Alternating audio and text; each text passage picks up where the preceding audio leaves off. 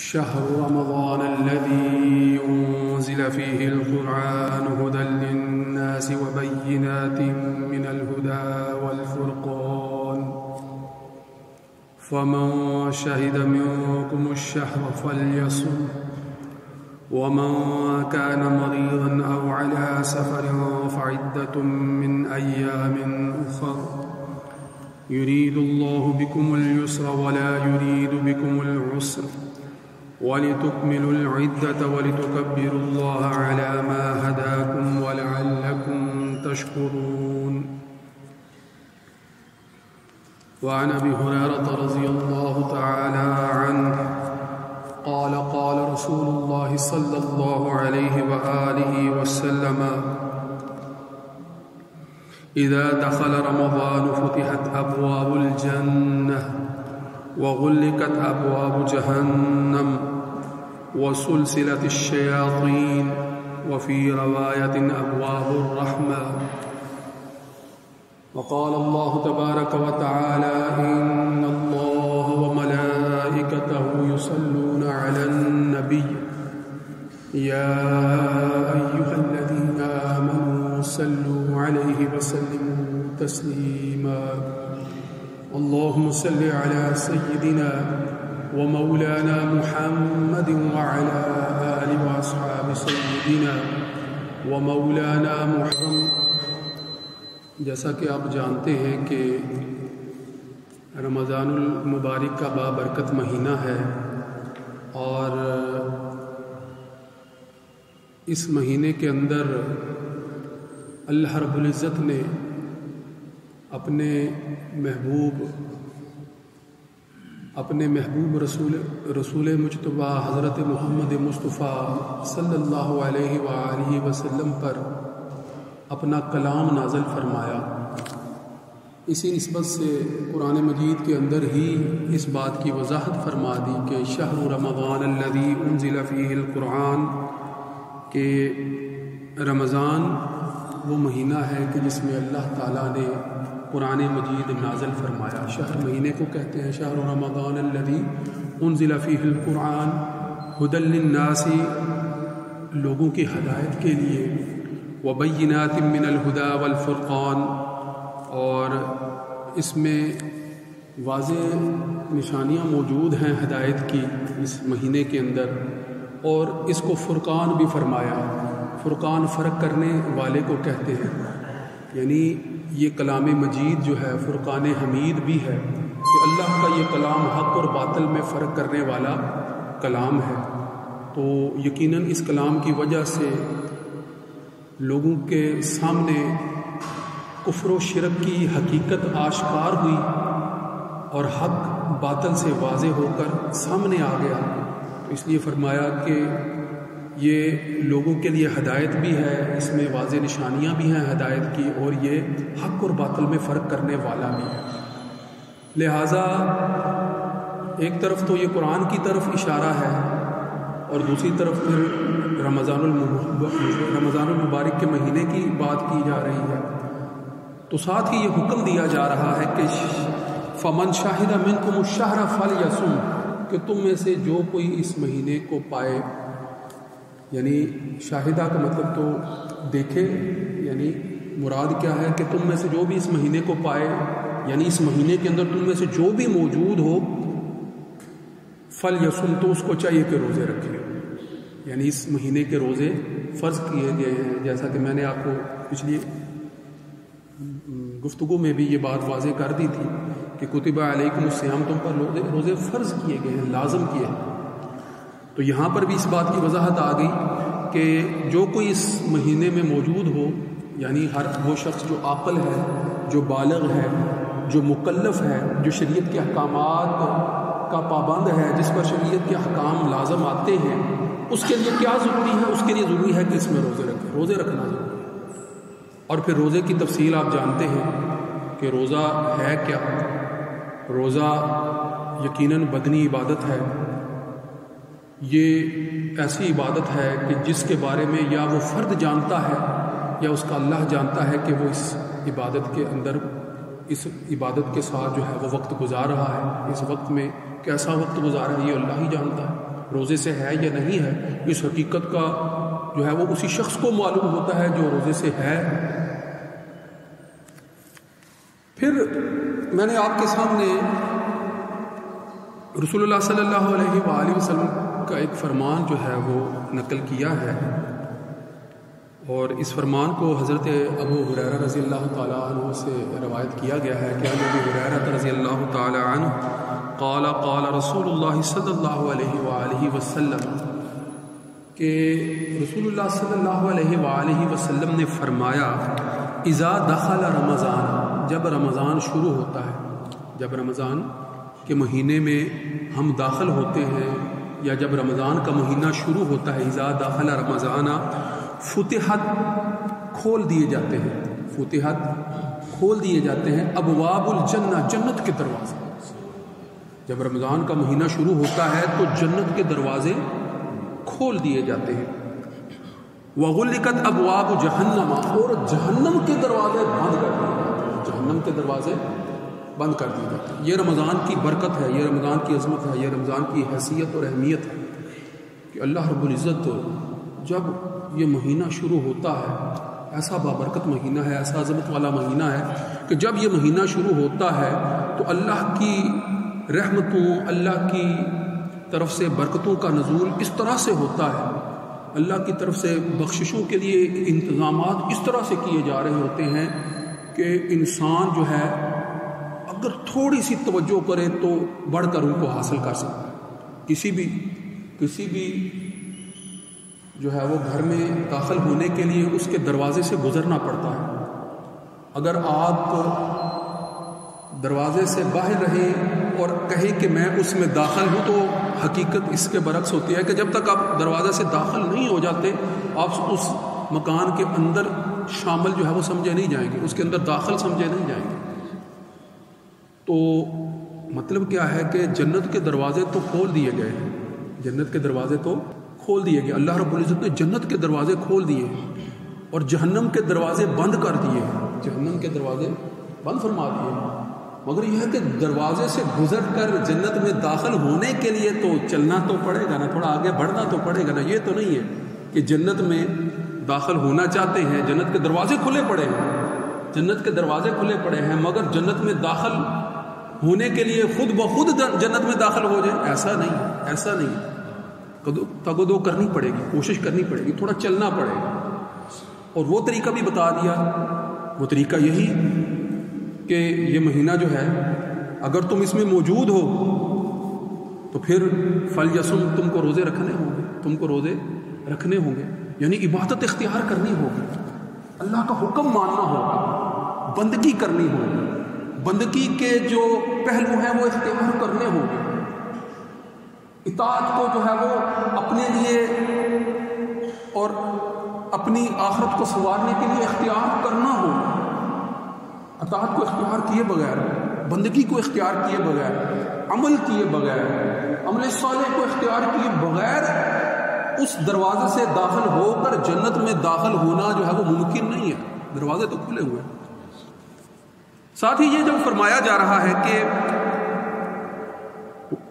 غلقت ابواب جہنم وسلسلت الشیاطین، اور شیاطین جو ہیں وہ جکڑ دیے جاتے ہیں، شیاطین جو ہیں وہ، شیاطین کو باندھ دیا جاتا ہے، شیاطین جکڑ دیے جاتے ہیں۔ تو اس کا مطلب کیا ہے کہ سہولت اور پیدا کر دی گئی ہے، سہولت اور پیدا کر دی گئی ہے۔ جنت کے دروازے بھی کھول دیے گئے ہیں، جہنم کے دروازے بند بھی کر دیے گئے ہیں، اور شیطانوں کو بھی جو ہے وہ بند کر دیا گیا ہے، جکڑ دیا گیا ہے۔ مطلب کیا ہے؟ مطلب یہ ہے کہ شیطان جو عمل صالح کے راستے میں بڑی رکاوٹ ہو سکتا تھا، یعنی جنت کے دروازے کی طرف بڑھنے کے لیے اگر کوئی رکاوٹ پیدا کرنے والا خارجی عنصر ہو سکتا تھا تو وہ شیطان ہی تھا۔ یقیناً اس کو تمہاری آزمائش کے لیے جو ہے وہ پیدا کیا گیا ہے، وہ تمہیں روک سکتا تھا، مگر اللہ رب العزت نے اس مہینے کے اندر ایسی عظمت پیدا کر دی، ایسی برکت پیدا کر دی، ایسے حالات پیدا کر دیے کہ وہ بھی تمہیں روکنے کے قابل نہیں ہوگا، وہ بھی تم کو روکنے کے قابل نہیں ہوگا، کہ اس کو اس کے عمل سے مسدود کر دیا گیا ہے، روک دیا گیا ہے، اس کے سامنے سمجھے کہ بند باندھ دیا گیا ہے، باڑ لگا دی گئی ہے کہ وہ اب آگے بڑھ کر جو ہے وہ تم کو روک نہیں سکے گا، تم کو روک نہیں سکے گا۔ اب اس کے بعد پھر ایک ہی چیز رہ جاتی ہے جو انسان کو روک رہی ہوتی ہے عمل صالح سے. ایک ہی چیز رہ جاتی ہے جس کی وجہ سے انسان جو ہے وہ اطاعت اور بندگی اختیار نہیں کر رہا ہوتا، جس کی وجہ سے انسان جو ہے وہ نیک عمل کی طرف، عمل صالح کی طرف ایمان لانے کے بعد عمل صالح کی طرف بڑھ نہیں رہا ہوتا. اور وہ ایک چیز جو رہ جاتی ہے وہ صرف اس کا اپنا نفس ہے، وہ صرف اپنا اس کا نفس ہے، اس کی نفسانی خواہشات ہے. اور روزہ کیا ہے؟ روزہ انہی نفسانی خواہشات پر قابو پانے کی عملی تربیت کا نام ہے. آپ ذرا غور تو کر لینا، نفسانی خواہشات کیا ہیں، بھوک کیا ہے، شہوت کیا ہے، حرص و ہوس اور لالچ کس طرح سے جنم لیتے ہیں، انسان کیوں جو ہے وہ مادیت کے پیچھے جو ہے وہ دوڑنے کے لیے تیار ہو جاتا ہے. اس کے پیچھے جو محرک عنصر ہے وہ انسان کی نفسانی خواہشات ہی تو ہیں، اور ہے کیا. اور جب روزے کی حالت میں انسان ہوتا ہے تو ان نفسانی خواہشات ہی پر تو قابو پر پانے کی جو ہے وہ اس کو تربیت دی جا رہی ہوتی ہے کہ بھوک لگی ہے، دل تو کر رہا ہے کھانا کھانے کے لیے، دل تو کر رہا ہے پانی پینے کے لیے، پیاس کی وجہ سے جو ہے وہ انسان اپنے آپ کو جو ہے وہ ہر قسم کی مشقت میں مبتلا کر کے پانی تک پہنچنے کے لیے کوشاں ہے، مگر اس کے باوجود کہ اس کو پیاس ہے وہ اس کی طرف نہیں بڑھتا، اس کو نہیں اختیار کرتا، روکتا ہے اپنے آپ کو. تو در حقیقت وہ اپنے نفس ہی پر تو قابو پا رہا ہوتا ہے، اپنے نفس ہی پر تو قابو پا رہا ہوتا ہے. اپنے جتنے بھی جنسی جذبات ہیں عام حالات میں ان کی اجازت، اپنی جائز حدود کے اندر جو ان کی اجازت ہے ان کے اوپر جو ہے وہ اپنی نفسانی خواہشات کو جو پورا کر رہا ہوتا ہے، اب مخصوص وقت کے لیے اس سے بھی جب روک دیا جا رہا ہے کہ سارے حالات سازگار ہونے کے باوجود جو ہے وہ نفسانی خواہشات پورا نہیں کر رہا، جنسی خواہشات جو ہے وہ پورا نہیں کر رہا، تو جب وہ اپنے آپ پر جبر کر رہا ہوتا ہے، دوسرے الفاظ میں کہیں کہ رک رہا ہوتا ہے اور صبر کر رہا ہوتا ہے، تو یقیناً اس وجہ سے وہ اس دوسرے معنی کو ذرا غور کیجئے گا. پہلی رکاوٹ یا پہلا معنی تو میں نے بتایا نا کہ شیطان تو اللہ تعالیٰ نے جکڑ دیا، شیطانوں کو تو جو ہے وہ مسدود کر دیا، مگر اس کے بعد جو نفسانی خواہشات ہیں سارا دن اور پھر رات کے بھی جو ہے وہ اوقات میں عبادات کے اندر منہمک رہ کر اس بات ہی کی تربیت تو کی جا رہی ہوتی ہے کہ اپنی خواہشات نفس کو، اپنی سفلی جذبات کو، اپنے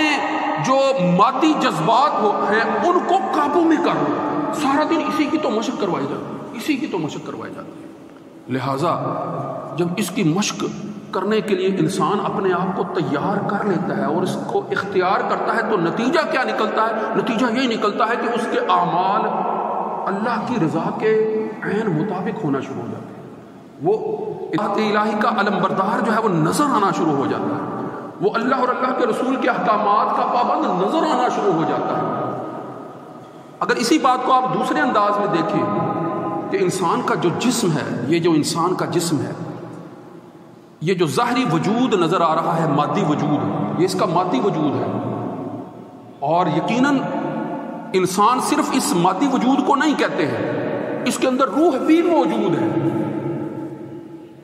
روح بھی موجود ہے. روح اور اس مٹی کے بنے ہوئے مادی جسم کے مجموعے کا نام انسان ہے. صرف روح کا نام بھی انسان نہیں ہے اور صرف اس مادی جسم کا نام بھی انسان نہیں ہے، وگرنہ یہ مٹی کا جو ہے وہ پتلا ہے، یہ مجسمہ ہے، اگر اس میں روح نہ ہو جس کی وجہ سے اس کے اندر حرکت اس دنیا کے اندر نظر آتی ہے، اگر یہ نہ ہو تو پھر یہ انسان نہیں ہے. انسان تو اسی وقت بنتا ہے جب جو ہے وہ مادی اور روحانی دونوں طرح کی خصوصیات جمع ہوتی ہیں، اور ان خصوصیات کے جمع ہونے کی وجہ سے مادی ضروریات بھی اس کو لاحق ہیں اور روحانی ضروریات بھی اس کو لاحق ہیں. اگر مادی ضروریات پوری ہوتی رہیں، روحانی ضروریات کی طرف قطعاً توجہ نہ کی جائے تو دل اور روح مردہ ہو جاتے ہیں. اور اگر جو ہے روحانی ضروریات کی طرف جو ہے وہ توجہ کی جائے، روحانیت کو جو ہے وہ بالغی پہنچانے کے لیے اقدامات کیے جائیں، اور روحانیت کو بالغی کیسے ملتی ہے، روحانیت کیسے پروان چڑھتی ہے؟ یقیناً روحانیت جب آپ نفسانی مادی جذبات کو جتنا قابو میں رکھتے ہیں، جتنا محدود کرتے ہیں، اتنی روحانیت جو ہے وہ بڑھتی چلی جاتی ہے، اتنی روحانیت جو ہے وہ پروان چڑھتی چلی جاتی ہے، اتنی روحانیت جو ہے وہ بالغی اور بلندی کا سفر جو ہے وہ طے کرتی چلی جاتی ہے۔ اس روحانی بالغی کو حاصل کرنے کے لیے مادی جذبات پر کس طرح سے قابو پانا ہے، روزہ حد الامکان اس کا پورا اہتمام کر دیتا ہے، روزہ اس کا پورا اہتمام کر دیتا ہے۔ لہذا روزے کی حالت میں انسان چاہے بھوک پیاس محسوس کر رہا ہو، اس کے ساتھ ساتھ جب وہ شیطان کے وساوس سے دور رہتا ہے، اپنے اعمال کو جو ہے وہ اللہ اور اللہ کے رسول کے احکامات کی اتباع میں دیتے ہوئے، بھوک اور پیاس کو برداشت کرتے ہوئے عمل صالح کی طرف راغب رہتا ہے، صبر کرتا ہے، صبر پر قائم رہتا ہے، تو یقیناً رسول اللہ صلی اللہ علیہ وآلہ وسلم نے فرمایا کہ پھر صبر کا بدلہ تو صرف جنت ہی ہے، صبر کا جو ہے وہ نتیجہ تو پھر جنت ہی ہے، اس کا بدلہ تو جنت ہے، جنت پھر اس کا جو ہے وہ مکان ہوتی ہے، جنت اس کا جو ہے وہ مقصود بن جاتی ہے، جنت اس کی جو ہے وہ حاصل جو ہے اس کے سامنے جو ہے وہ پھر ایسا ہی ہوتی ہے کہ جیسے اب اس نے قدم بڑھا لیے ہیں، اب اس نے داخل ہی ہونا ہے کہ دروازے تو پہلے سے ہی کھول دیے تھے، دروازے تو پہلے سے ہی کھول دیے تھے۔ سامعین محترم، یقیناً موجودہ حالات کے تناظر میں ہم جب غور کرتے ہیں موجودہ حالات کے اندر کہ ایک طرف جو ہے وہ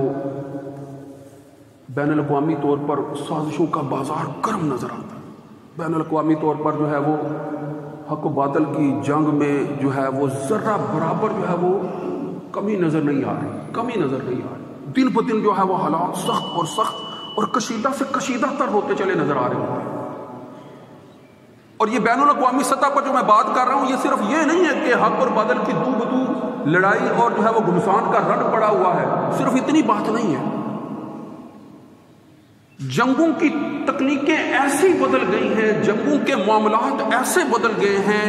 ایسی جو ہے وہ ان میں نئی چیزیں جو ہے وہ اختراع کر لی گئی ہیں، نئی چیزوں کو اختیار کر لیا گیا ہے، ایسی جو ہے وہ تحقیق کر کے جو ہے وہ چیزیں ایجاد کر لی گئی ہیں کہ لوگوں کو شعور بھی نہیں ہوتا کہ ان پر کس سطح پر جو ہے وہ وار کیے جا رہے ہیں، لوگوں کو اس بات کا شعور بھی نہیں ہو رہا۔ لہذا مختصر وقت میں صرف اتنی بات کروں گا کہ چاہے وبائی طور پر پوری دنیا جو ہے وہ اس وقت جو ہے وہ شکنجے میں ہے، اور اس وبائی بین الاقوامی حالات کے اندر مزید کیا محاذ کھول کر لوگوں کو کس سطح پر جو ہے وہ مجبور کر دیا جا رہا ہے، اس کے اوپر غور و فکر کرتے ہوئے صرف جو ہے وہ موجودہ حالات کے تناظر میں اپنے عمل کو جو ہے وہ درست رکھنے کی کوشش کیجیے گا، اپنے عمل کو درست رکھنے کی کوشش کیجیے گا، صرف اتنی سی دعوت ہے۔